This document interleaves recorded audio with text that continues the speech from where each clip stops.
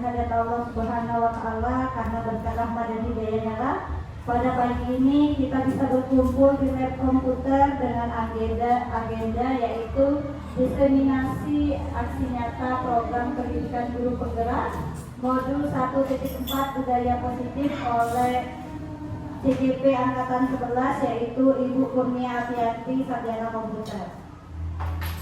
Yang terhormat Bapak Kepala SMA Negeri Plus 2 Banyuasin 3, yang saya hormati Bapak Ibu Wakil dan Bapak Ibu pendidik yang ada di SMA Negeri Plus 2 Banyuasin 3.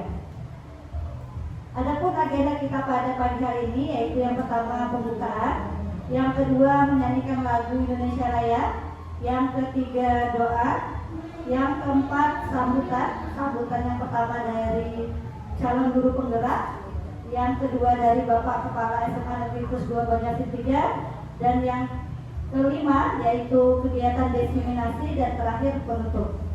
Untuk membuka kegiatan kita pada pagi hari ini, marilah kita bersama-sama melafazkan basmalah. Bismillahirrahmanirrahim.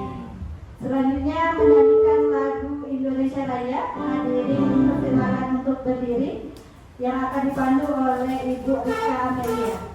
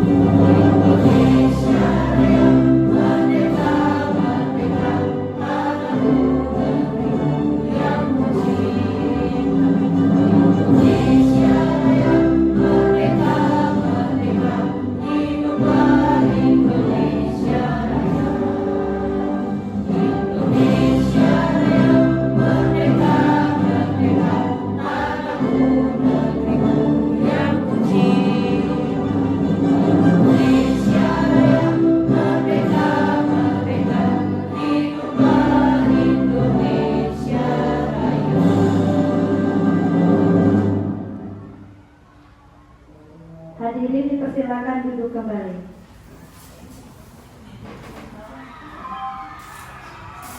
Agar acara diseminasi kita berjalan dengan lancar, kita berdoa terlebih dahulu yang akan dipimpin oleh Bapak Yudi Haryanto. Kepada Bapak Yudi kami persilakan.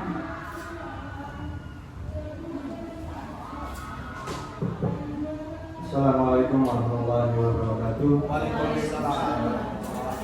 Marilah Bapak Ibu semua kita bermohon kepada Allah Subhanahu wa Ta'ala agar kegiatan kita pada hari ini berjalan dengan lancar. A'udzubillahi minasyaitonir rajim. Bismillahirrahmanirrahim. Alhamdulillahirabbil alamin. Hamdan syakirin hamdan yu'afi ni'mal kafi majidah. Ya Rabbana lakal hamdu kama yanbaghi li jalali wajhikal karim wa li sultanik. Allahumma shalli ala sayyidina Muhammad wa ala ali sayyidina Muhammad.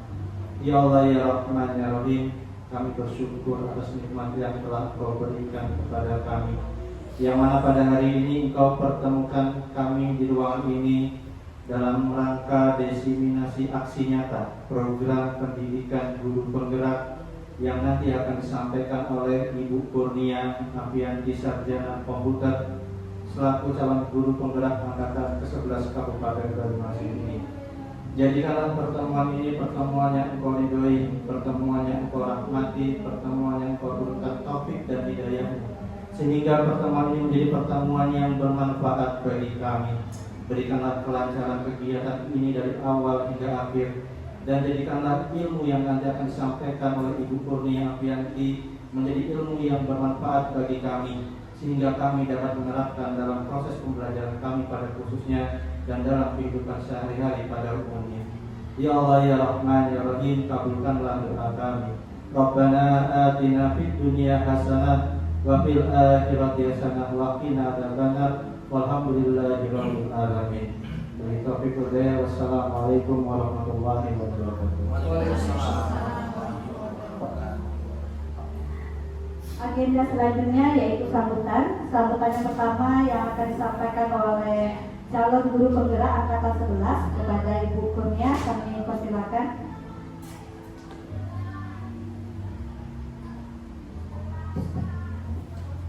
Assalamualaikum warahmatullahi wabarakatuh. Waalaikumsalam warahmatullahi wabarakatuh.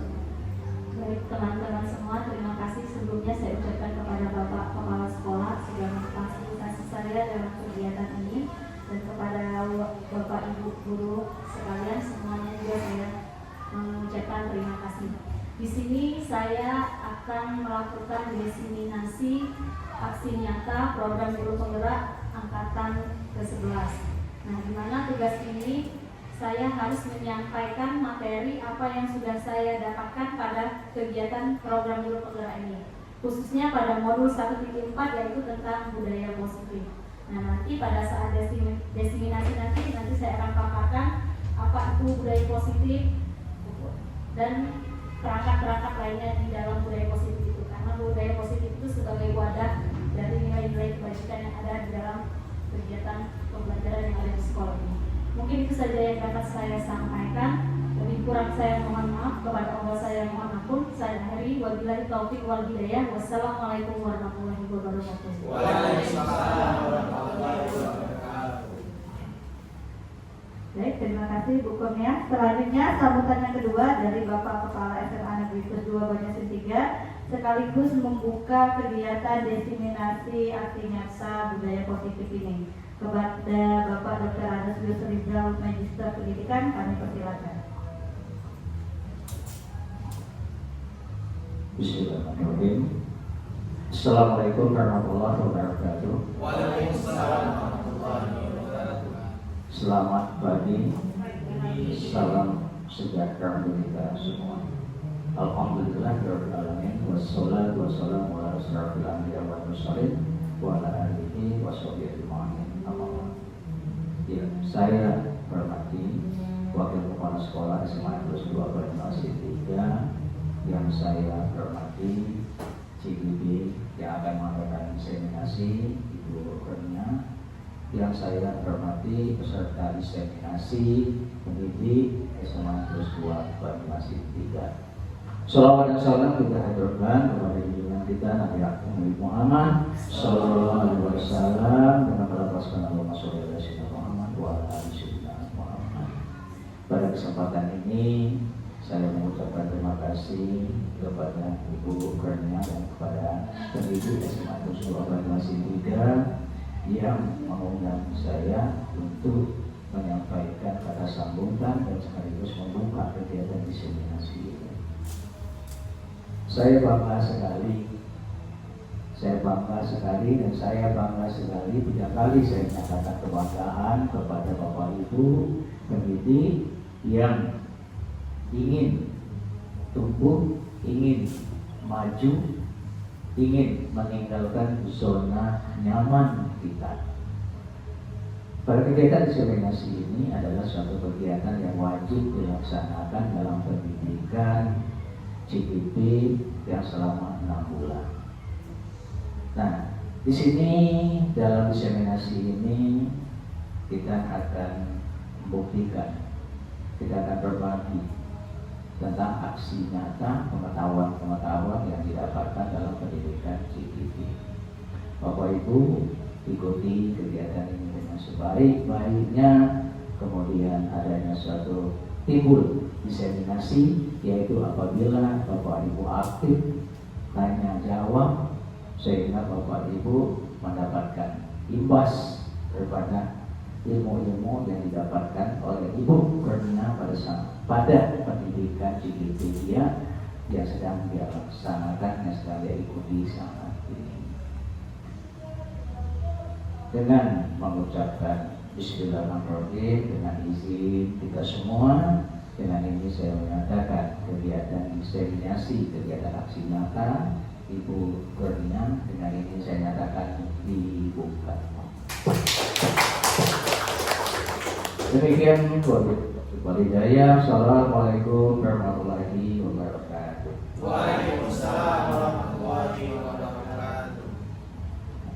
Demikianlah rangkaian pembukaan untuk kegiatan diseminasi. Selanjutnya akan kita lanjutkan kegiatan diseminasi. Namun kami minta waktu 1 menit dulu untuk mempersiapkan di depan untuk Bapak Kepala Sekolah dan Bapak Ibu Wakil boleh mengambil tempat di tempat diseminasi. Baiklah, kita lanjutkan ke kegiatan diseminasi aksi nyata program pendidikan guru penggerak dengan modul 1.4 budaya positif. Selanjutnya, sebelum Ibu Kurnia memaparkan materinya tentang budaya positif, kita explaining terlebih dahulu agar suasananya agak mencair. Untuk explaining kami silakan Ibu Sulia untuk memimpin explaining.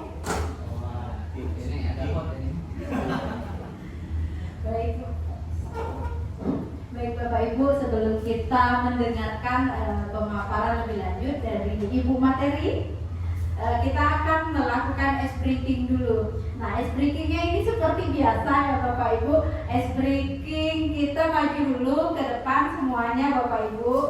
Dompet ya?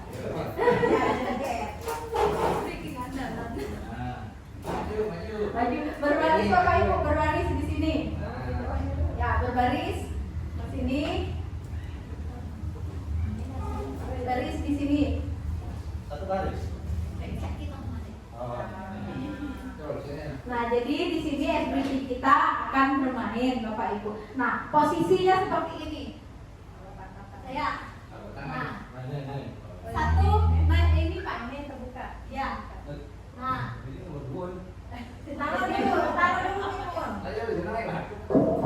Nah, seperti ini. Nih. Nah, Harus jempolnya buka ya? kan untuk nangkap. Oh, enggak, ini main lah. Nah, jadi permainannya seperti ini Bapak Ibu ya. Jari ini nanti akan ditangkap. Nah, permainannya kita akan bermain jika nanti saya menyebutkan nama Eli, langsung menangkap jempol temannya. Temannya bukan jempol sendiri Pak Yudi. Nah, bisa seperti ini. Ya, ini bisa. Nah, langsung waktu saya menyebut nama Eli langsung ditangkap seperti ini. Ya, jempol temannya. Oke, jempol.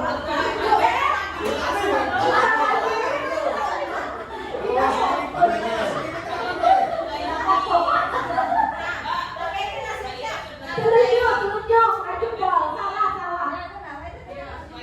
Ya, semain bebas nanti. Saat nanti pas menyebutkan nama ini langsung tangkap telunjuk temannya. Oke, siap Bapak Ibu. Oke ya. Sampel. Nah, misal nanti di sebuah kampung ada ini langsung tangkap. Oh, menghindar berarti. Ini menghindar kata. Sudah siap? Ya, baik ya Bapak Ibu. Setiap kata Eli Bu. Kita akan mulai permainannya. Nah, ada sekeluarga di sebuah perkampungan itu mempunyai anak kembar. Yang pertama Ella, Elo, dan Eli.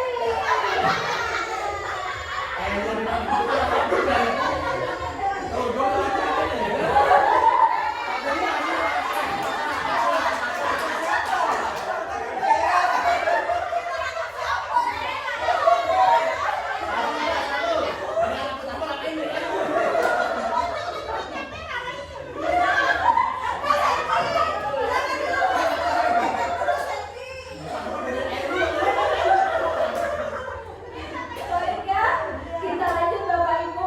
Nah, anak kembar tersebut ya, dalam satu keluarga yang mempunyai anak kembar tersebut terjadilah perselisihan yang mengakibatkan Ella pergi dari rumah. Dan akhirnya Eli buat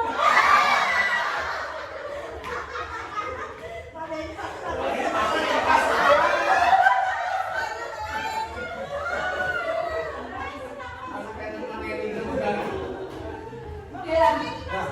Oke Bapak Ibu, mungkin cukup sampai di sini. Terima kasih. Baik, terima kasih Bu Surya. Lumayan panas sudah ya. Baiklah, kita masuk ke acara intinya, yaitu desiminasi yang akan disampaikan oleh Ibu Kurnia Pianti Sarjana Komputer.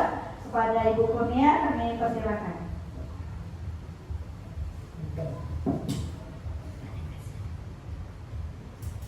Baik, terima kasih kepada Ibu Rita sudah mau bersedia menjadi MC pada kegiatan hari ini. Sebelumnya saya ingin menyampaikan di sini saya akan melakukan aksi nyata modul 1.4 yaitu tentang budaya positif. Nah, Bapak Ibu, di sini saya akan memaparkan materi tentang budaya positif yang ada di sekolah. Ini profil saya sudah pasti tahu, nama saya Kurnia Priyanti Sarjana Komputer, calon guru penggerak angkatan ke-11 Kabupaten Banyumasin, Provinsi Sumatera Selatan. Nah, perkenalan dulu sebelumnya, di sini saya tidak sendiri Bapak Ibu, karena ada orang-orang hebat di belakang saya, sehingga saya bisa sampai pada titik ini. Khususnya kalau di sekolah itu ya Bapak Kepala Sekolah, teman-teman sekalian ini orang-orang hebat, guru-guru hebat yang ada sebagai support system saya hingga sampai pada titik ini. Nah, ini fasilitator saya Bapak Adi Saputra, pengajar praktik saya Ibu Lisa Nurvalesa, dan saya sendiri sebagai calon guru penggerak angkatan ke-11.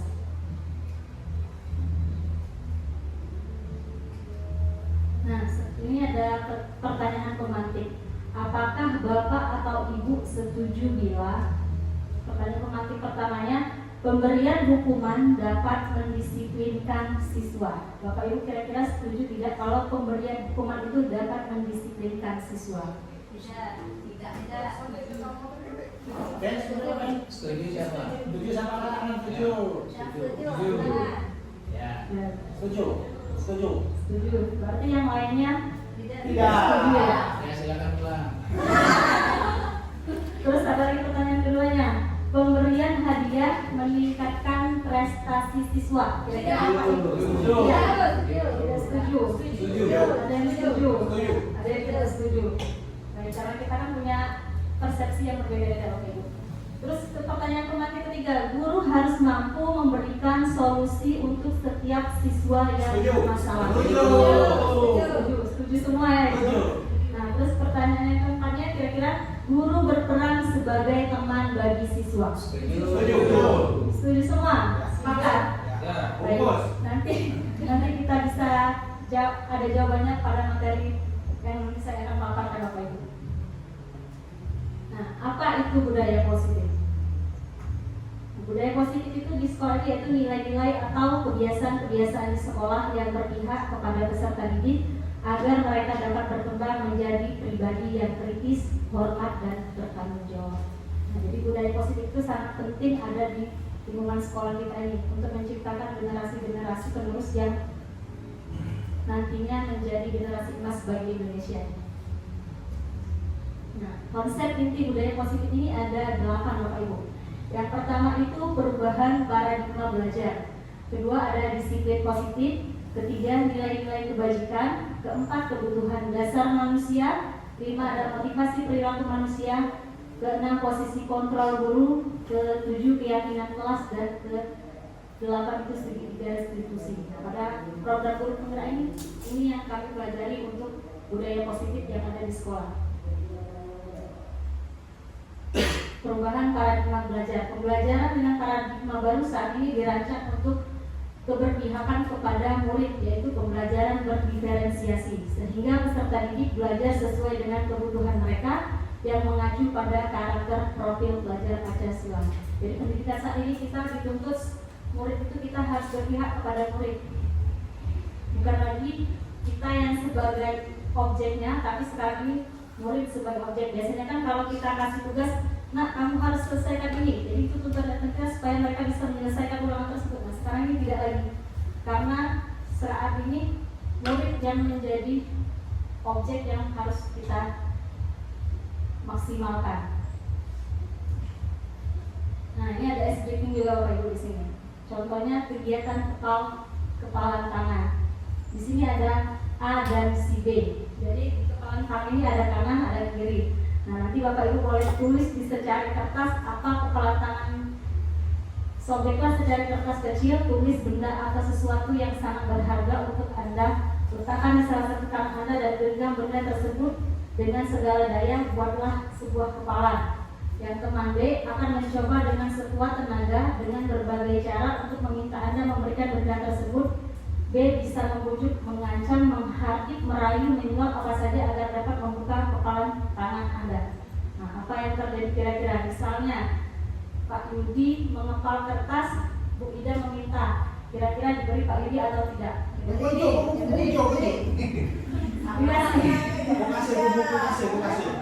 Nah, kalau seandainya Bu Erika mengepal sesuatu ini sangat berharga nih buat Bu Erika, kira-kira Bu Erika kasih tidak ke Eka Purwanti? Tidak. Kalau gue tidak. Nah, kalau seandainya Eka merayu dengan memberikan sejumlah uang besar, kira-kira? Berarti tergantung situasi dan kondisinya ya Bapak Ibu ya. Nah, jadi di sini tadi kan jadi di sini kita sendiri yang memegang kontrol itu Bapak Ibu. Kita mau memberi atau tidak. Jadi kita yang punya peran di situ. Kita sendiri yang memegang kontrol atas kepalan tangan kita. Apakah kita membuka atau menutup kepalan tangan kita itu tergantung pada diri kita masing-masing. Sesuai dengan kebutuhan dasar kita saat ini. Nah, jadi berdasarkan kontrol diri kita sendiri mau memberikan atau tidak. Nah, di sini ada mengubah paradigma stimulus respon menjadi teori kontrol. Di sini misalnya realitas kita bersama. Teori kontrolnya realitas kita berbeda. Tidak mungkin semua orang itu sama, pasti berbeda. Semua orang melihat hal yang sama. Setiap orang memiliki gambaran yang berbeda. Mana mungkin kan gambaran Pak Benny misalnya tentang hari ini siang ini makan. Gambarannya ini pasti bukan makan siang ini. Oh, aku ada tugas yang ini, jadi kita tidak bisa. Nah, perubahan paradigma ini. Sekolah itu harus menyenangkan, lingkungannya positif, aman, nyaman. Tujuannya apa? Tujuannya itu murid. Murid itu harus, tujuan kita yang dengan sekolah yang seperti ini, tujuannya itu murid itu bisa berpikir kritis, bertindak, menciptakan, bertanggung jawab, mandiri, kreatif. Jadi tujuan utama kita di sekolah ini murid, mau seperti apa murid ini ke depannya. Nah, ini mengkaitkan disiplin dengan teori kontrol. Teori kontrol itu ada berapa Bapak Ibu? Banyak. Ada teori kontrol guru dalam menghadapi murid itu ada berapa Bu ya? Hukum, Pembuat rasa bersalah, terus teman, pemantau, pemantau yang manajer. terakhir manajer. Jadi ini teori kontrol itu ada 5 untuk guru itu.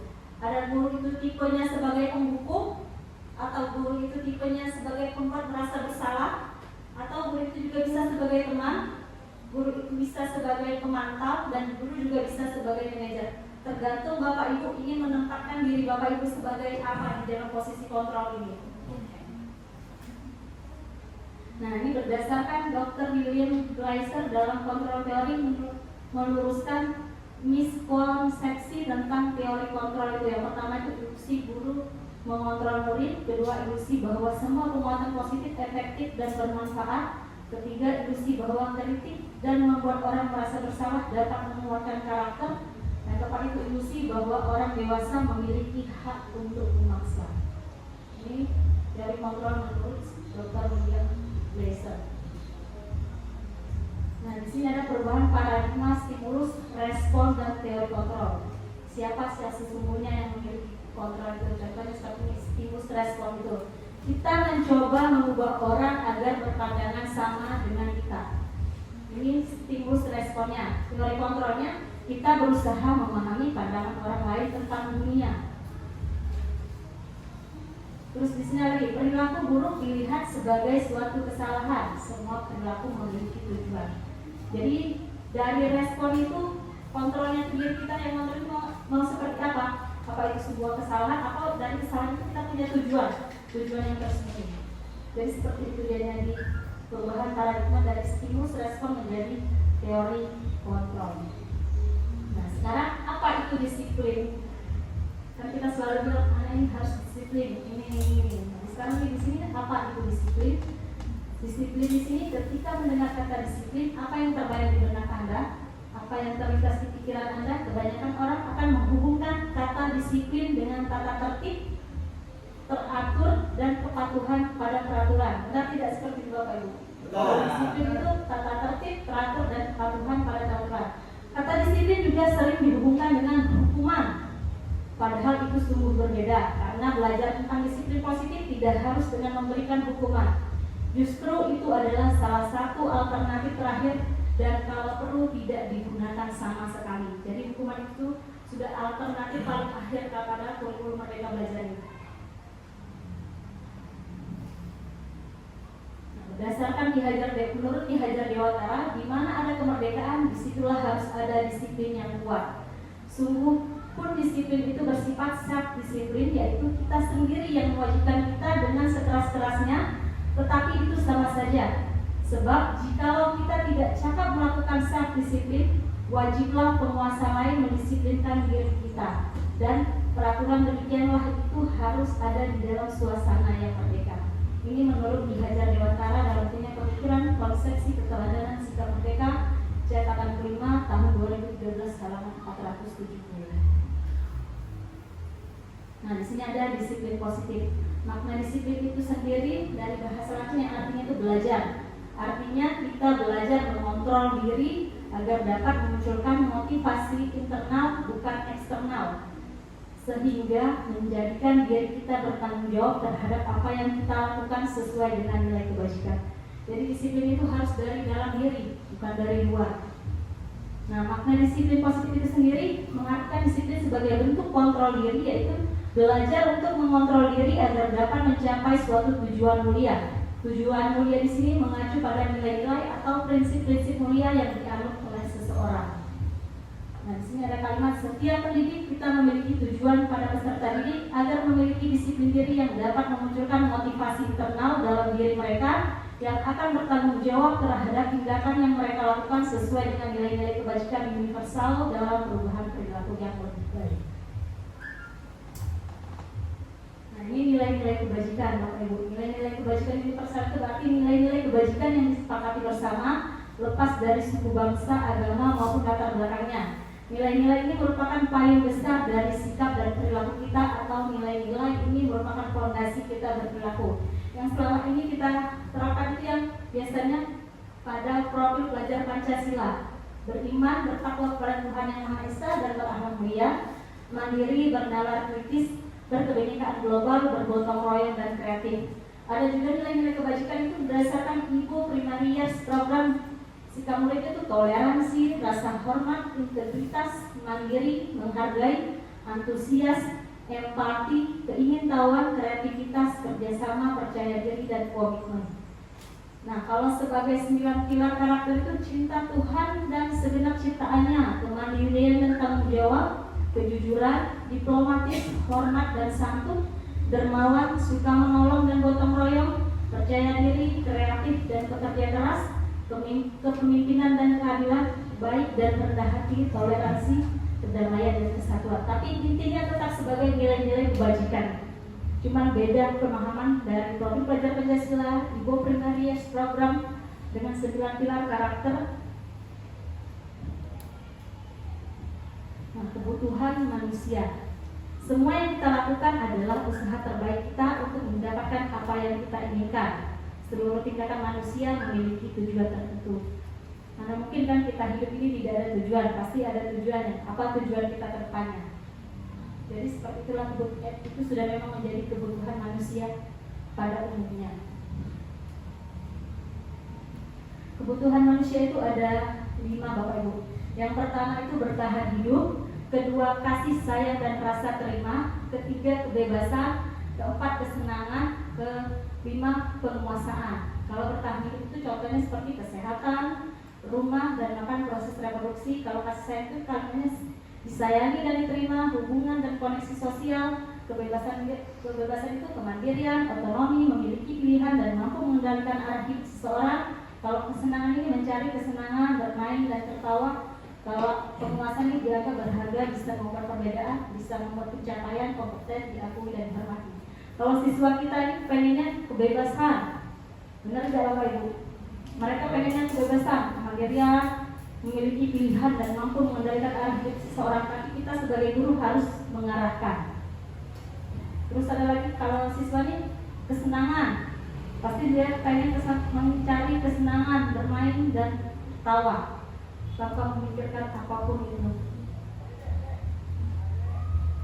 Nah, di sini ada video 5 kebutuhan dasar manusia menurut Dr. William Glasser. Mau ditonton atau tidak bisa? Tonton ya.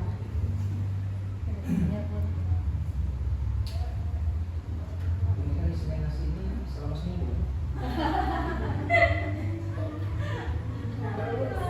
Kapan dingin kan? Ada sebuah.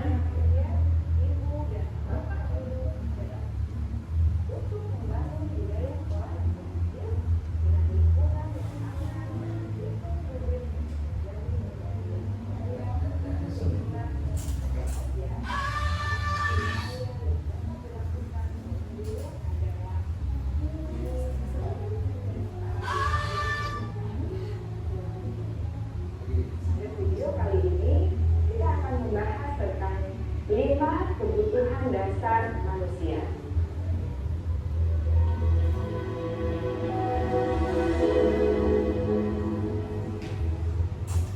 Ki Hajar Dewantara dalam salah satu kutipannya menyatakan, kita ambil contoh perbandingannya dengan hidup tumbuh-tumbuhan.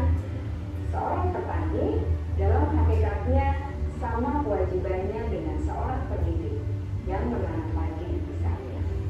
Hanya dapat menuntun tumbuhnya padi. Ia dapat memperbaiki kondisi tanah, memelihara tanaman padi, memberi pupuk dan air, membasmi ulat-ulat atau jamur-jamur yang mengganggu hidup tanaman padi, dan lain sebagainya.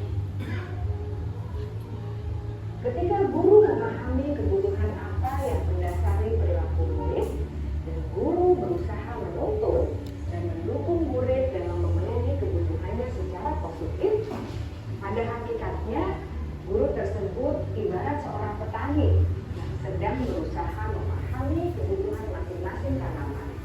Dan ia berusaha memenuhi kebutuhan tanaman tersebut agar dapat tumbuh dengan subur dan maksimal.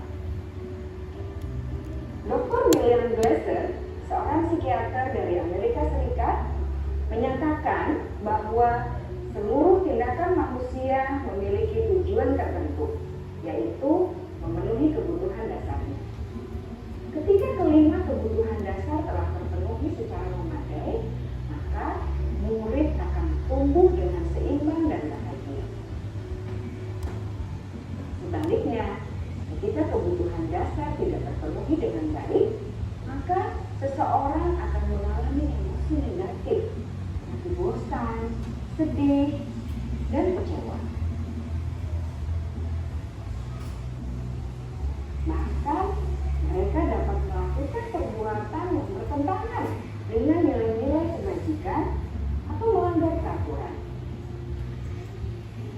Dengan kata lain, perilaku buruk seseorang biasanya adalah respons dari kebutuhan yang tidak terpenuhi. Namun, mereka tidak tahu cara untuk menyampaikannya. Ada 5 kebutuhan dasar manusia menurut Dr. William Glasser, yaitu yang pertama, kebutuhan untuk bertahan hidup atau survival. Yang kedua, kebutuhan untuk merasa diterima atau love and belonging. Yang ketiga, kebutuhan akan kebebasan atau freedom. Keempat, kebutuhan akan kesenangan atau fun. Dan yang kelima, kebutuhan akan penguasaan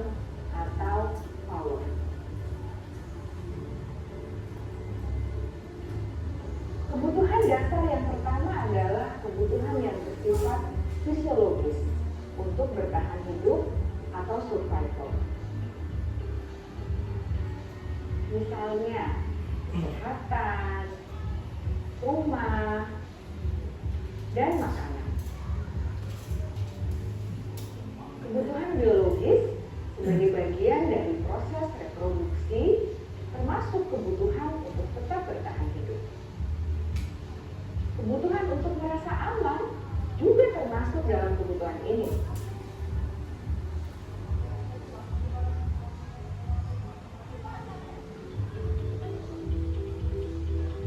Agar murid dapat belajar dengan baik, kebutuhan mereka akan merasa aman, pangan, sandang, dan papan harus terpenuhi. Bagaimana mungkin mereka dapat belajar dengan baik bila mereka datang ke sekolah dengan perut yang lapar atau bila rumah mereka kebanjiran?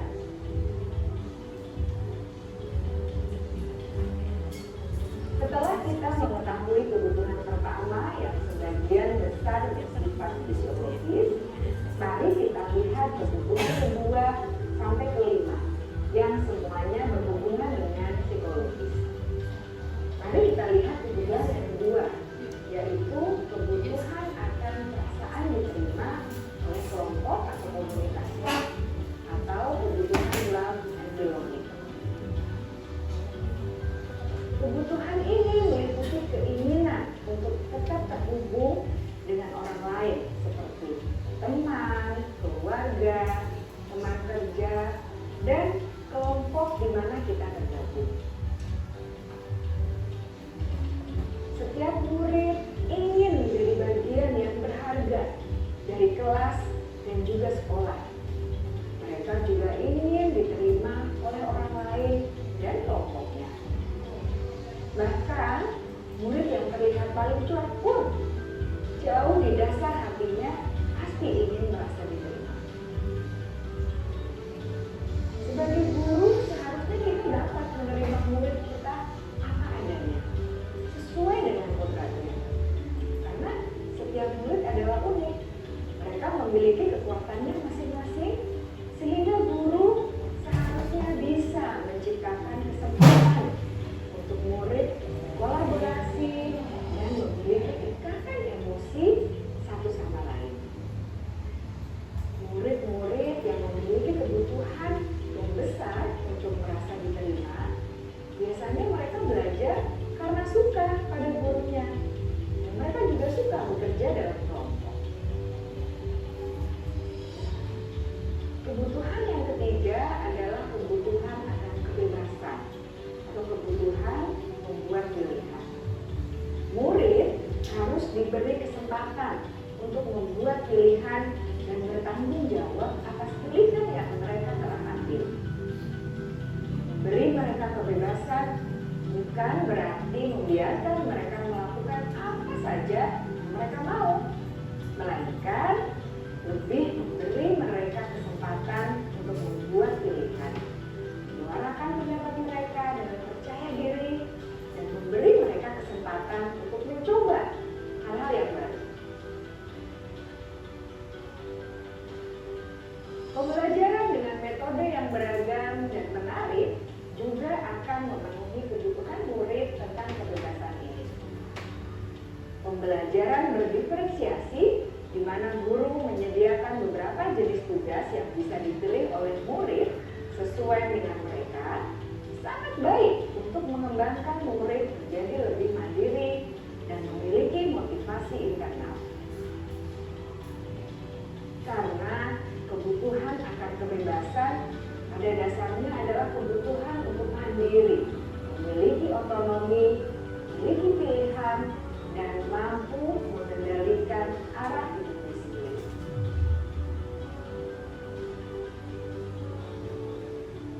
Kebutuhan yang keempat adalah kebutuhan akan kesenangan.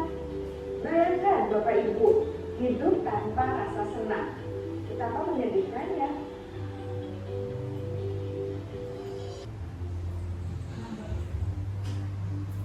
Nah, Bapak Ibu, itu tadi juga tentang kebutuhan dari murid khususnya. Nah, di sini ada teori motivasi perilaku manusia. Motivasi itu ada dua Bapak Ibu, ada motivasi eksternal, ada motivasi internal.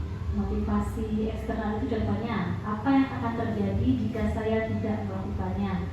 Jadi dia untuk menghindari ketidaknyamanan atau hukuman itu apa yang akan terjadi jika saya tidak melakukannya.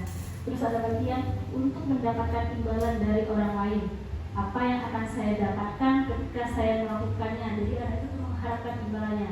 Terus ada motivasi internal untuk menghargai diri sendiri. Saya akan menjadi orang seperti apa jika saya melakukannya. Nah itu berarti dari dalam diri dia sendiri dia ingin menjadi orang seperti apa. Jadi kita harus memberi motivasi anak itu, motivasi supaya hatinya tersentuh ingin menjadi seperti apa dia nantinya. Nah ini ada contoh kasus Bapak Ibu. Sebagai seorang guru, saat Anda hadir mengajar di kelas tepat waktu, motivasi apakah yang mendasari tindakan Anda? Apakah Anda datang tepat waktu karena tidak ingin ditegur oleh atasan Anda dan kemudian mendapat surat peringatan? Atau Anda ingin mendapatkan pujian dari atasan Anda dan mendapat penghargaan sebagai karyawan atau guru berprestasi? Atau Anda ingin menjadi orang yang menghargai waktu, menghargai diri Anda sendiri sebagai teladan bagi murid-murid Anda karena Anda percaya tindakan Anda sebagai guru akan dicontoh oleh murid-murid Anda? Manakah motivasi yang paling kuat mendasari tindakan Anda, atau bahkan kombinasi dari dua motivasi atau bahkan ketiga-tiganya? Itu Bapak Ibu sendiri yang bisa menjawabnya. Termasuk yang seperti apa Bapak Ibu saat ini? Apakah ingin dilihat atasan atau apa memang sudah sesuai dengan tugas Bapak Ibu, atau juga bisa juga karena apa tadi? Ingin mendapatkan penghargaan. Jadi Bapak Ibu sendiri yang bisa menjawabnya.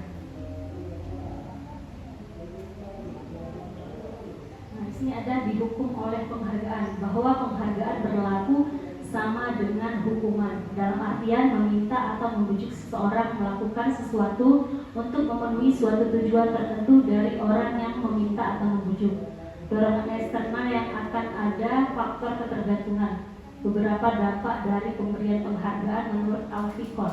Jadi penghargaan itu ada yang salah mengartikannya Bapak Ibu.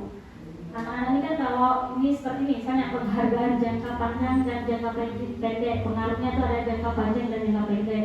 Terus ada penghargaannya ini menghukum, penghargaannya mengurangi ketaatan, penghargaan tidak efektif, penghargaan merusak hubungan, penghargaan menurunkan kualitas, penghargaan mematikan kreativitas, penghargaan mengurangi motivasi intrinsik. Nah kalau kita sekarang ini kan anak-anak sekarang ini kan kalau diberi penghargaan mereka mau melakukan. Sekarang ini kan kalau ada KT imbalan dia tidak mau, baik itu berupa nilai atau apa. Nah itu sebenarnya juga sebagai hukuman penghargaan itu sendiri. Nah sebaiknya seperti ini bentuk program kebajikannya adalah memberikan apresiasi. Pengakuan perlu diingatkan beberapa hal. Pertama, beri pengakuan secara khusus. Kedua, beri pengakuan secara pribadi. Ketiga, beri pengakuan kepada semua murid, atau beri pengakuan secara konsisten dan fokus pada proses. Jadi kita beri dia apresiasi. Jangan lagi berupa penghargaan itu, karena penghargaan itu bisa juga sebagai penghukum untuk teman-temannya yang lain. Nah ini ada contoh pengakuan atau apresiasi kebajikan. Misalnya kemarin saya perhatikan nilai kebajikannya, rasa empatimu besar sekali. Situasinya pada saat menolong murid baru di kelas kita. Pembukaannya saya menghargai, berarti nilai kebajikannya kepedulian pada saat kamu membantu teman-teman di tugas kelompok. Terus kalau pembukaannya terima kasih untuk apa? Itu nilai kebajikannya itu rasa tanggung jawabmu. Terus situasinya misalnya pada saat kamu memungut kertas-kertas yang berserakan di lantai. Jadi kita harus menanamkan nilai-nilai kebajikan ini kepada peserta didik kita, sehingga kita bisa menjadi sekolah yang memiliki budaya positif. Nah, di sini ada hukuman, konsekuensi, dan restitusi. Hukuman itu bersifat tidak terencana atau tiba-tiba, bersifat satu arah, pengarahan dari pihak guru. Murid hanya menerima suatu hukuman tanpa melalui suatu kesepakatan. hukuman berupa fisik maupun psikis, murid atau anak disakiti oleh suatu perbuatan atau perkataan. Kalau konsekuensi sudah terencana atau sudah disepakati, untuk konsekuensi dibuat oleh pihak guru dan murid sudah mengetahui sebelumnya konsekuensi yang akan diterima bila ada pelanggaran, sudah dibahas dan disetujui oleh murid dan guru. Murid tetap dibuat tidak nyaman untuk jangka waktunya pendek. Kalau restitusi, proses menciptakan kondisi bagi murid untuk memperbaiki kesalahan mereka yang mereka lakukan, proses kolaboratif yang mengajarkan murid untuk mencari solusi untuk masalah mereka, membantu murid berpikir tentang orang seperti apa yang mereka inginkan, bagaimana mereka harus memperlakukan orang lain. Jadi ini perbedaan antara hukuman itu jangkanya panjang Bapak Ibu, imbasnya itu. Kalau konsekuensi jangka pendek, kalau restitusi kita memberikan solusi kepada anak-anak.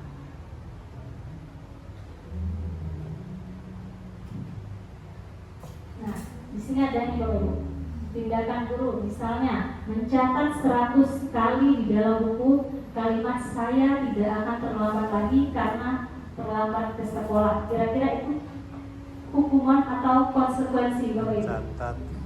Hukuman. Mencatat 100 kali hukuman. Terus ke sini, lari mengelilingi lapangan basket 2 kali karena terlambat hadir di sekolah. Kira-kira itu konsekuensi atau hukuman? Hukuman. Konsekuensi Ibu Surya. Murid diminta untuk push up 15 kali karena tidak menggunakan masker di sekolah. Kira-kira konsekuensi atau hukuman itu? Konsekuensi. Terus menggantikan kertas tugas teman yang telah dicoret-coret, itu konsekuensi atau hukuman? Konsekuensi. Membersihkan tumpahan air di meja tulis karena tersenggol pada saat belajar, itu hukuman atau konsekuensi? Murid disuruh untuk tidak mengenakan sepatu seharian di sekolah karena tidak mengenakan sepatu hitam, itu kira-kira hukuman atau konsekuensi? Konsekuensi hukuman. Lari mengelilingi lapangan basket 2 kali karena terlambat 10 menit untuk mengikuti pelajaran PJOK. Kira-kira hukuman konsekuensi? Kita lihat ya Bapak Ibu ya. Nah, jadi mencatat 100 kali itu hukuman. Mengelilingi bola lapangan basket itu hukuman, dengan meminta murid push up itu hukuman. Kalau membersihkan tumpahan dia konsekuensi, mengganti kertas tugasnya itu konsekuensi. Terus kalau murid disuruh tidak mengenakan sepatu itu dia hukuman. Dan lari mengelilingi lapangan bola basket itu konsekuensi, karena itu sesuai dengan peraturan mereka di pelajaran PJOK. Kan kalau di atasnya tadi dia berupa hukuman mengelilingi, kalau di bawah dia merupakan konsekuensi. Mungkin ada kesepakatan antara guru PJOK dengan murid tersebut. Nah, ini perbedaan hukuman dan konsekuensi. Kalau hukuman itu sesuatu yang menyakitkan harus terjadi. Kalau konsekuensi itu sesuatu harus terjadi. Kalau hukuman itu membuat anak sakit, fisik maupun hati untuk jangka waktu yang lama. Kalau konsekuensi itu membuat anak merasa tidak nyaman dalam jangka waktu yang pendek. Terus kalau hukuman itu anak membenci kedisiplinan. Kalau konsekuensi itu anak menghargai disiplin. Kalau hukuman paksaan, kalau konsekuensinya stimulus dan tanggapan. Terus kalau hukuman yang mendorong anak menyakiti diri sendiri, kalau sini konsekuensinya mendorong anak agar mudah menyesuaikan diri. Hukuman konsep diri yang buruk, kalau konsekuensinya konsep diri yang baik. Anak belajar untuk menyembunyikan kesalahan, anak belajar untuk mematuhi peraturan. Marah, merasa bersalah, dipermalukan, merasa tak dihargai kalau hukuman itu. Kalau konsekuensi kehilangan hak, dibuat tidak nyaman, diasingkan untuk sementara, tapi nantinya akan kembali lagi seperti biasa. Nah, kalau hukuman itu dia identitas gagal namanya Bapak Ibu. Kalau konsekuensi dan restitusi itu termasuk ke dalam disiplin, ya, identitas sukses. Jadi kalau si hukuman dia dampaknya negatif, kalau konsekuensi dia netral, kalau restitusi dia positif, karena kita memberikan solusi terhadap anak tersebut atas kejadian atau masalah yang sedang mereka hadapi. Nah, ini ada 9 ciri-ciri restitusi. Yang pertama, bukan untuk menebus kesalahan, namun untuk belajar dari kesalahan. Yang kedua, memperbaiki hubungan. Ketiga, tawaran bukan paksaan. Keempat, restitusi menuntut untuk melihat ke dalam diri. Kelima, restitusi mencari kebutuhan dasar yang mendasari tindakan. Keenam, restitusi diri adalah cara yang paling baik. Restitusi fokus pada keterbukaan tindakan. Yang kedelapan, restitusi fokus pada solusi. Dan yang kesembilan itu restitusi mengembalikan murid yang berbuat salah pada kelompoknya. Jadi ini ada 9 ciri dari restitusi. Sekarang kita masuk ke materi keyakinan kelas 20. Panjang materinya ya. Setiap hari Pak ini materi. Nah, ini keyakinan kelas. Selama ini Bapak Ibu sudah menerapkan belum keyakinan kelas di kelasnya masing-masing? Sudah diterapkan ya. Keyakinan kelas di sini biasanya mengapa keyakinan kelas bukan peraturan kelas? Kalau keyakinan kelas itu dibuat berdasarkan kesepakatan antara murid dan siswa. Kalau peraturan kelas itu berarti guru yang membuat peraturan tersebut atas kelasnya itu. Nah, sini ada pertanyaan untuk pemantiknya. Mengapa kita memiliki peraturan harus menggunakan helm bila mengendarai kendaraan roda 2? Nah, mengapa kira-kira?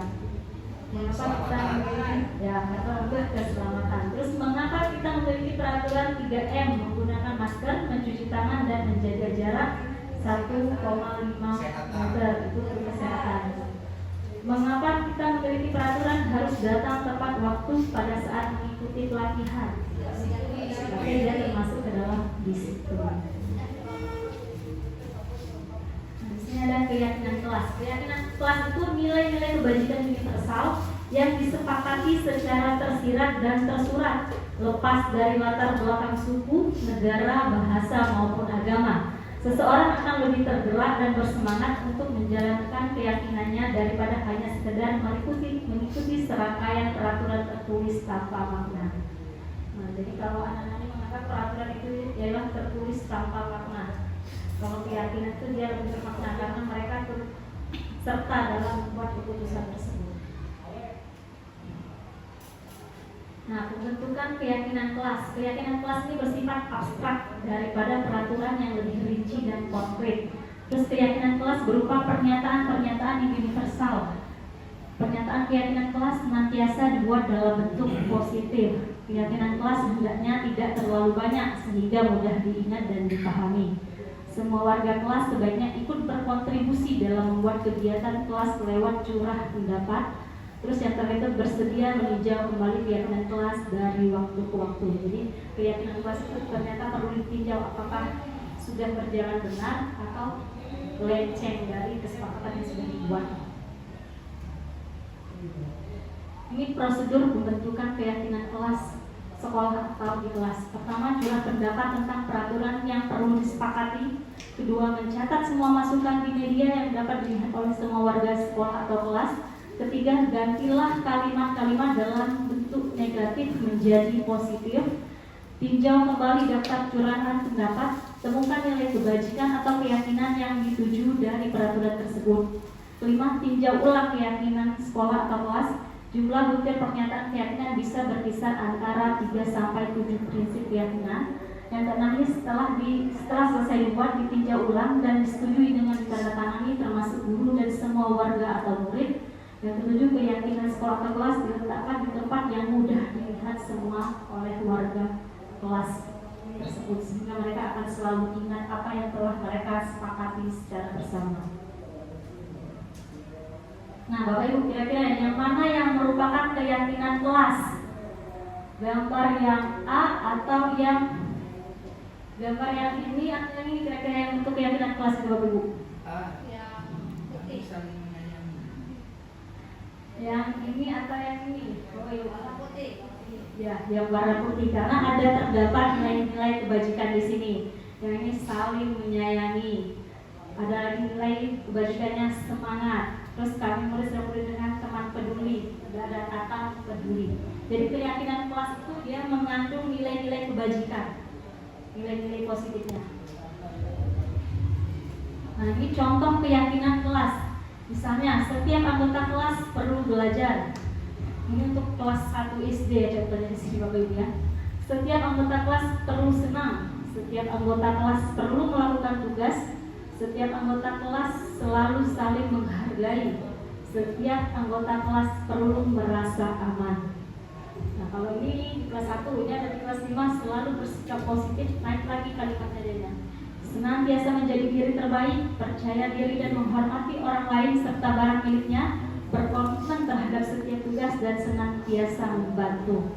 Pada kelas keyakinan kelas di kelas 7, hormat, kalimatnya kami meyakini bahwa sangat penting untuk menghormati semua orang dan barang milik orang lain.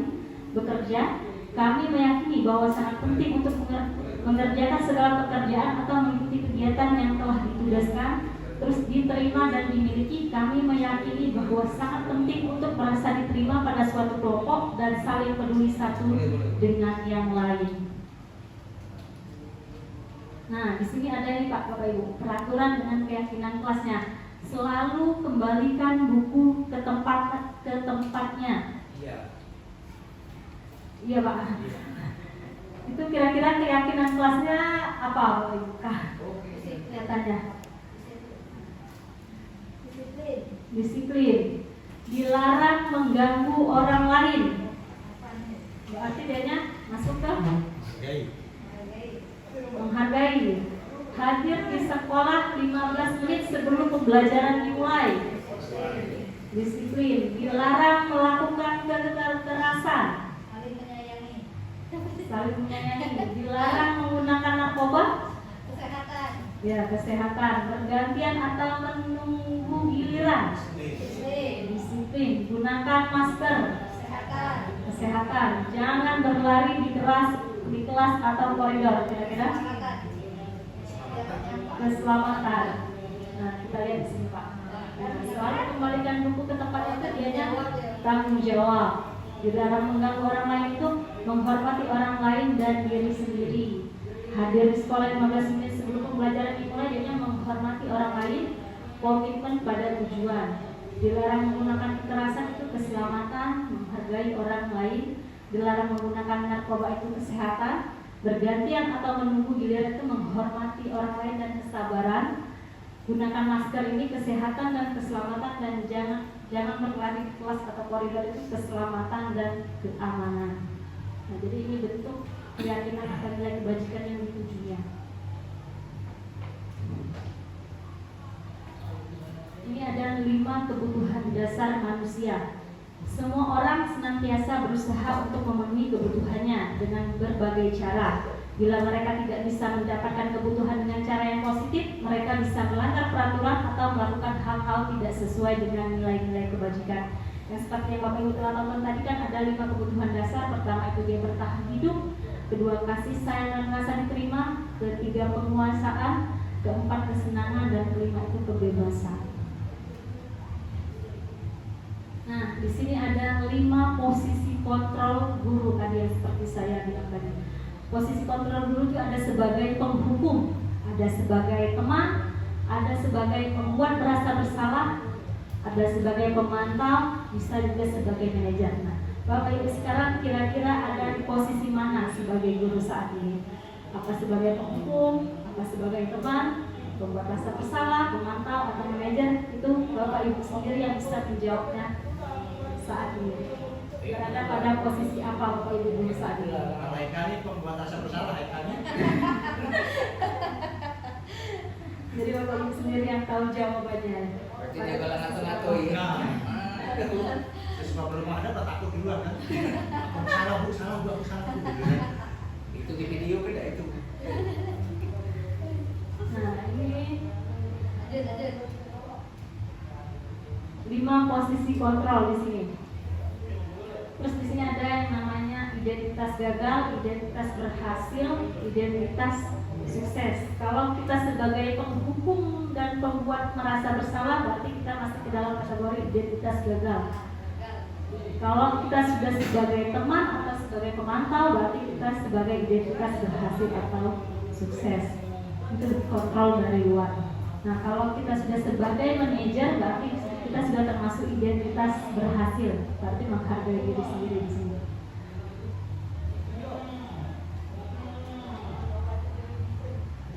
Nah, ini tadi Bapak Ibu ya, seperti tadi saya bilang, motivasi itu ada dua, motivasi eksternal dan motivasi internal. Motivasi eksternal itu ada yang gagal, ada yang bisa berhasil. Yang gagal itu penghukum dengan membuat orang merasa bersalah. Terus kalau yang berhasil itu teman atau pemantau. Kalau yang mau berhasil yang dari dalam itu berarti menggunakan identitasnya manajer. Nah, contohnya di sini guru berbuat. Kalau penghukum itu menghardik, menunjuk-nunjuk, menyakiti, menyindir kalimatnya. Terus kalau membuat orang merasa bersalah itu berceramah, menunjukkan kecewaan mendalam. Kalau gurunya sebagai teman itu membuatkan alasan-alasan untuk muridnya. Kalau sebagai pemantau menghitung dan mengukur. Kalau sebagai manajer mengajukan pertanyaan-pertanyaan sehingga mendapatkan solusi dari yang ini. Contohnya guru berkatanya, kalau kamu tidak melakukannya, saya akan gitu. Terus kalau yang pemerasan, kamu sudah mengecewakan bapak ibu, nah itu sudah membuat merasa bersalah pada diri siswa tersebut. Nah, kalau sebagai teman, lakukan untuk bapak ibu, ya sudah, nanti bapak ibu bantu bereskan. Itu berarti bapak ibu sebagai teman. Kalau seandainya apa peraturannya, berarti kalian sebagai pemantau. Apa konsekuensinya? Apa yang telah kamu lakukan? Apa yang terjadi sekarang? Itu berarti bapak ibu termasuk dalam kategori yang pemantau. Kalau sebagai manajer, apa yang kita yakini? Apa kamu meyakini hal tersebut? Kalau kamu meyakini, kamu memperbaikinya? Kalau kami memperbaikinya, jadi kira-kira hal tersebut akan menggambarkan apa tentang diri siswa tersebut. Nah, ini ada pernyataan saya kecewa sekali dengan kamu. Kira-kira apa itu ya? Itu yang tadi itu. Kamu merasa bersalah. Kamu tidak pernah benar melakukannya. Bersalah. Ayolah lakukan demi ibu bapak. Apakah kamu mau mendapatkan stiker bintang hari ini? Manajer. Bagaimana kamu bisa menyelesaikan masalah ini? Manajer. Kamu selalu yang paling terakhir. Bersalah. Baik, coba kita lihat ya Bapak Ibu. Nah, membuat orang merasa bersalah. Kamu tidak pernah benar melakukannya itu penghukum. Ayolah lakukan dengan ya teman. Apakah kamu mau mendapatkan stiker bintang sebagai pemantau? Bagaimana ini manajer? Kamu selalu yang paling terakhir itu sebagai penghukum. Sudah ada gambaran ya Bapak Ibu ya? Sudah. Posisi apa kita? Jelas. Nah, sekarang kita masuk ke materi terakhir, segitiga restitusi. Nah, segitiga restitusi ini proses menciptakan kondisi bagi murid untuk memperbaiki kesalahan mereka sehingga mereka bisa kembali pada kelompok mereka dengan karakter yang lebih kuat. Melalui restitusi, guru dapat yang pertama itu membantu murid lebih memiliki tujuan disiplin positif serta memulihkan dirinya setelah berbuat salah.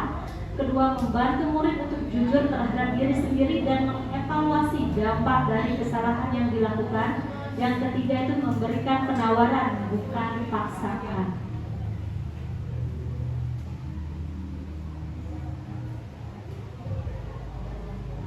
Nah, kita kenapa tidak ini? Nah, ini gambar segitiga restitusi. Jadi segitiga restitusi itu ada 3 tahapan Bapak Ibu. Yang pertama itu dia menstabilkan identitas. Kedua, dia melakukan validasi tindakan yang salah. Dan yang ketiganya dia menanyakan keyakinan. Nah, kalau contoh menstabilkan identitas, setiap orang pasti pernah melakukan kesalahan. Adalah contoh kalimatnya, kamu bukan satu-satunya yang pernah melakukan ini, nak. Misalnya, ada lagi, masih ada teman yang lain, jadi kamu jangan merasa bersalah. Nah, terus kalau validasi tindakan, kalimatnya kamu tentu punya alasan mengapa melakukan itu termasuk dari validasi tindakan yang salah. Adakah cara yang lebih efektif untuk mendapatkan apa yang kamu butuhkan, itu termasuk di validasi tindakan yang salah. Terus kalau untuk menanyakan yang keyakinan, nilai-nilai apa yang telah kita sepakati, kamu ingin menjadi orang yang seperti apa. Jadi ini segitiga restitusi. Segitiga restitusi ini kalau kita sebagai berperan guru, sebagai manajer.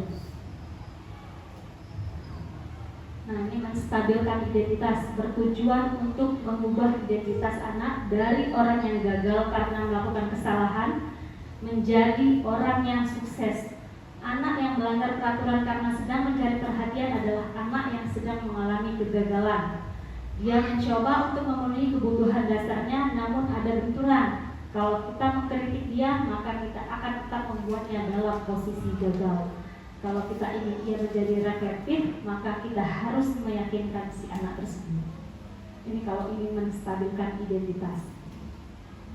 Nah, contohnya seperti ini tadi. Guru berkata, berbuat salah itu hal yang manusiawi. Nah, tidak ada manusia yang sempurna. Bapak, ibu juga buat salah. Kita pasti bisa menyelesaikan permasalahan ini. Bapak ibu tidak tertarik untuk mencari tahu siapa yang benar, siapa yang salah. Bapak ibu lebih tertarik untuk menyelesaikan masalah. Kalau kamu menyalahkan dirimu sendiri terus-menerus, apakah kamu bersikap baik pada dirimu sendiri? Ini kalimat menstabilkan identitas kepada anak. Terus kalau validasi tindakan yang salah, seorang guru yang memahami teori kontrol pasti akan mengubah pandangannya dari teori stimulus respon ke cara berpikir proaktif yang mengenali tujuan dari setiap tindakan. Kita mungkin tidak suka sikap seorang anak yang terus-menerus merengek, tapi bila sikap itu mendapat perhatian kita, maka itu telah memenuhi kebutuhan anak tersebut. Contoh kalimatnya seperti ini. Kamu bisa saja kan melakukan hal yang lebih buruk, tapi kamu tidak melakukannya kan? Kamu pasti punya alasan mengapa melakukannya. Apa yang penting bagi kamu? Kamu boleh tetap berusaha menjaga sikap itu, tetapi tambahkan sikap yang lain yang baru. Maukah kamu belajar cara lain untuk mendapat yang kamu butuhkan tanpa harus memukul? Apa kamu bisa melakukan dengan lebih baik besok lagi? Jadi ini contoh kalimat yang kita melakukan validasi tindakan yang salah terhadap anak tersebut. Terus yang terakhir tadi menanyakan keyakinan. Teori kontrol menyatakan bahwa kita pada dasarnya termotivasi secara internal. Ketika identitas sukses telah tercapai dan tingkah laku yang salah telah divalidasi, maka anak akan siap untuk dihubungkan dengan nilai-nilai yang dia percaya dan berpindah menjadi orang yang dia inginkan.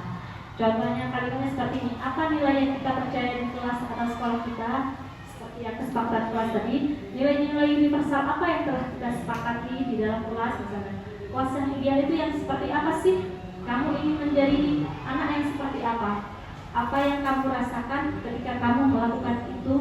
Kamu menjadi orang yang seperti apa? Nah, jadi ini contoh-contoh yang menanyakan tentang keyakinan kepada anak tersebut.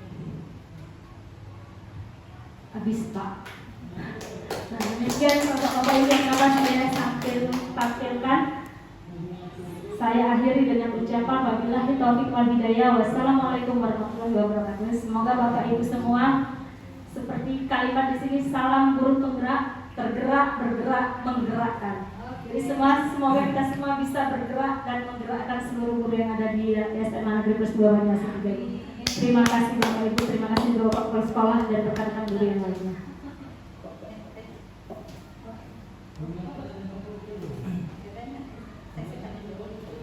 Iya. Seksi tanya jawab nggak maksudnya ya? Ya saya duluan yang akan. Baik. Terima kasih kepada Ibu Nia yang telah menyampaikan tentang disiplin positif. Saya mengapresiasi betul tentang disiplin positif ini. Disiplin positif ini hubungannya adalah pada pembelajaran diferensiasi. Pembelajaran diferensiasi itu, isinya itu modal kita untuk melaksanakan pembelajaran itu. Diferensiasi adalah modal 5 modal dasar tadi. Itu tuh harus yang dipegang oleh kita. Maka kalau kita memegang itu, tidak ada yang namanya hukuman. Itu tidak ada yang namanya hukuman. Kita akan memahami siswa itu dengan holistik, dengan kebutuhan-kebutuhan tadi. Itu yang pertama. Yang kedua, ini adalah ilmu yang tingkat tinggi. Pada waktu saya sekolah dulu tidak ada membedakan ini hukuman, ini komitmen, ini restitusi, kan itu tidak ada. Nah, pada waktu itu, tapi tingginya, berkembangnya, tumbuhnya ilmu pengetahuan, maka dapatlah yang apa yang disampaikan oleh Bu Nia tadi tentang mengenai disiplin positif tadi. Nah, hukuman, ya kalau saya mengatakan dulu, mengapa saya jadi kepala sekolah, disebabkan banyak dapat hukuman. Mengapa Pak Beni saat ini jadi wakil kepala sekolah sampai saat ini, disebabkan oleh banyak hukuman yang didapatkan. Tetapi pada kita tidak tahu dulu bahwa hukuman ini tergantung pada kita yang menanggapinya, tergantung pada motivasi kita menghadapi hukuman tadi. Apakah itu motivasi internal maupun motivasi eksternal. Itu. Nah, dalam kesempatan tadi yang disampaikan tadi, saya ada membaca suatu kisah tentang di suatu sekolah. Kisahnya itu pada siswa di satu kelas itu mengadukan kepada wali kelasnya, Pak, saya kehilangan jam tangan. Wali kelasnya mengumpulkan siswa, semua siswa diminta untuk menghadap ke dinding, ya menghadap ke dinding. Ya. Wali kelasnya ingin mengetahui siapa yang mengambil jam tangan tadi. Nah, yang anehnya tindakan wali kelas itu yang tidak biasa kita temukan, dia menutup matanya. Dia ambil ini semacam kain atau selendang gitu, dia tutup matanya. Dia menggeledah saku setiap siswa. Setelah itu dia buka matanya, dia ketemu dengan jam tangan itu. Kemudian dia mengembalikan jam tangan itu secara khusus kepada yang punya jam tangan itu. Ini jam tanganmu sudah saya temukan. Nah, di situ yang itu nanya, siapa yang ngambil itu? Saya saja tutup mata, saya tidak tahu yang ngambil. Kemudian berlanjutnya waktu 10 tahun kemudian, anak sudah tamat, kemudian anak yang ngambil jam tadi ternyata nasibnya baik, dia mendapat jabatan. Dia ingat, ngapalah wali kelas aku itu tak nyebut nama aku yang ngambil jam itu. Maka dia temui wali kelasnya. Wali kelasnya sudah pensiun. Dia tanya, Pak, kenapa dulu Bapak tidak menghukum aku Pak tidak ini? Dia bilang, saya mendidik. Seperti yang disampaikan oleh ini tadi, tidak ada hukuman. Tapi saya ingin kau tahu bahwa kau salah. Ya, kau tahu bahwa kau salah kan? Saya saja tidak tahu. Kalau kamu yang ngambil, saya tidak tahu. Sebab mata saya ditutup. Nah, ini kisah yang mungkin akan menjadi suatu istilahnya itu inspirasi bagi kita, kan? Kita bagaimana kita sebagai pendidik. Sebagai pendidik ini tidak cukup waktu kita menempuh pendidikan 5 tahun di kuliah, kemudian pendidikan CGP, kemudian pengalaman tidak cukup gitu. Ada beberapa modal yang mesti kita lakukan selain pendidikan. Yang pertama, kita mesti membaca filsafat pendidikan. Pendidikan ini pendapat daripada filsuf masa lalu itu adalah pendapat yang betul-betul yang mendukung dunia pendidikan. Pendidikan yang mesti kita capai itu. Yang kedua adalah psikologi pendidikan. Psikologi pendidikan itu seperti yang kita bahas ini. Ini adalah psikologi pendidikan. Kita tadi ada berapa? Sebagai penghukum, pemantau, rasa bersalah, teman. Nah, satu lagi manajer. Masing-masing kita itu ada sifatnya itu. Bahkan tidak satu sifat. Mungkin ada 5 sifat, tidak semua sifat itu ada pada kita kan? Nah, itu. Nah, contohnya saja. Bapak Ibu, kalau misalnya saya kasihkan ini tugas, Bapak Ibu nanya, mana SK-nya? Nah, ini adalah termasuk daripada pemantau, mana SK-nya? Nah, ini kita. Nah, yang baik, nah itulah ilmu yang kita dapat sini. Kalau tadinya kita menghukumnya itu salah, maka menghukumnya ada sesuatu menghukum yang sifatnya mendidik. Kita ini sebagai manusia biasa tidak bisa kita textbook begini, tapi kita kadang-kadang spontan menghukum. Tetapi menghukumnya kita mesti menghukum sifatnya mendidik. Jadi tidak ada, kita mesti evaluasi hukuman mana yang tidak mendidik, hukuman mana yang tidak ini, hukuman mana yang sifatnya negatif, hukuman mana yang mencelakakan secara fisiologis anak ataupun fisik anak itu. Ini. Maka ini dikemaslah dalam dispo ini. Nah, Bapak Ibu, saya minta jangan hanya didiseminasi saja, Bapak Ibu membaca ini, kemudian mengaplikasikannya dalam tugas Bapak Ibu.